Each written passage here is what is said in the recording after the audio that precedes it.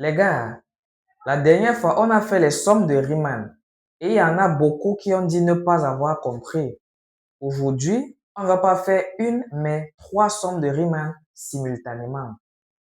Je sais qu'il y a des gens qui sont expérimentés dans le domaine qui me suivent et m'ont souvent demandé en commentaire de parler de la convergence des sommes avant de les calculer. La convergence, il y en a au moins 6 types. Il y en a beaucoup. Dans le cadre de ces exercices, on va simplement supposer que ces sommes sont tout simplement convergentes. C'est un exercice de niveau 2. C'est un cours de niveau 2 qu'on ramène juste au calcul des sommes quand c'est les niveaux prépa. Alors, calculons simplement ces trois jolies sommes en les supposant toutes convergentes. Donc, on a la limite lorsque n tend vers plus l'infini de ces trois sommes. Riemann intervient lorsque on a xk égale à a plus b moins a, k facteur de b moins a sur n. Si on a x qui est égal à k facteur de b moins a sur n plus a, alors la limite lorsque n tend vers plus l'infini de b moins a sur n multiplié par la somme des k allant de 0 à n moins 1 ou des k allant de 1 à n pourvu qu'il y ait n termes de f de xk, c'est-à-dire f de a plus b moins a k sur n est égal à l'intégrale allant de a à b de f de x dx. Alors, on va simplifier les choses. Déjà, Riemann n'est pas seulement applicable sur le segment 0,1. C'est pour tout segment AB. Alors, on va alors chercher qui est A, qui est B et qui est XK, comme on le fait depuis la seconde ou la première.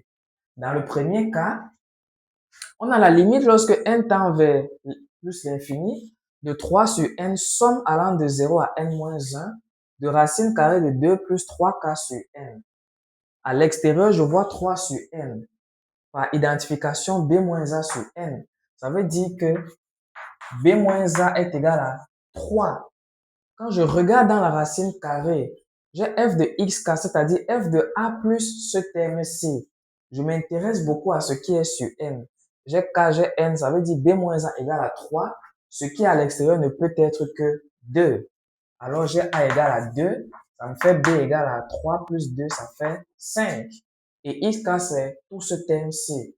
Du coup, la somme que je vais appeler S1 n'est d'autre que l'intégrale de a à b, c'est-à-dire de 2 à 5 de f de x qui est racine carrée de x dx. C'est très simple. Vous pouvez calculer en prenant racine de x comme x puissance 1 demi et faire le calcul de la primitive. Dans le deuxième cas, on a la somme allant de 1 à n. J'ai toujours n terme. C'est bon, je peux appliquer Riemann. Donc, j'ai ici b moins a égale à 4. Et quand je regarde ici, b moins a sur n, ça veut dire que b moins a c'est 4, identique, c'est bon. A ne peut qu'être moins 1. Donc, j'ai a égale à moins 1. B va me donner 4 moins 1, ça me fait 3. Donc, xk, c'est tout ce terme-ci. Ça me fait donc 1 sur 1 plus x carré. Donc, ma somme S2 sera l'intégrale de moins 1 à 3 de 1 sur 1 plus x carré dx. C'est tout simple. Quand j'ai 1 sur 1 plus x carré, c'est arc tangente. Donc, ça va nous donner arc tangente de x pris entre moins 1 et 3. Simple. Dans le troisième cas, j'ai ici e moins 1 sur n. Je soupçonne ça d'être b moins a. Je regarde maintenant ce qu'il y a dans ma somme. 1 plus e moins 1 k sur n. J'ai k sur n, donc c'est b moins a ici. Alors, on a b moins a égale à e moins 1. Je regarde maintenant à côté b moins a, 1, 1. Alors, a est égal à 1. Et si a est égal à 1, ça veut dire que b est égal à e. Simple. Donc, ma somme S3 sera égale à l'intégrale de 1 à e de ln de 1 plus x ln de 1 plus x dx. Voilà.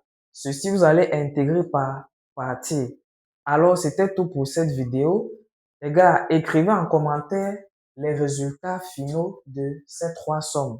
Et moi, je vous donne rendez-vous à une prochaine vidéo.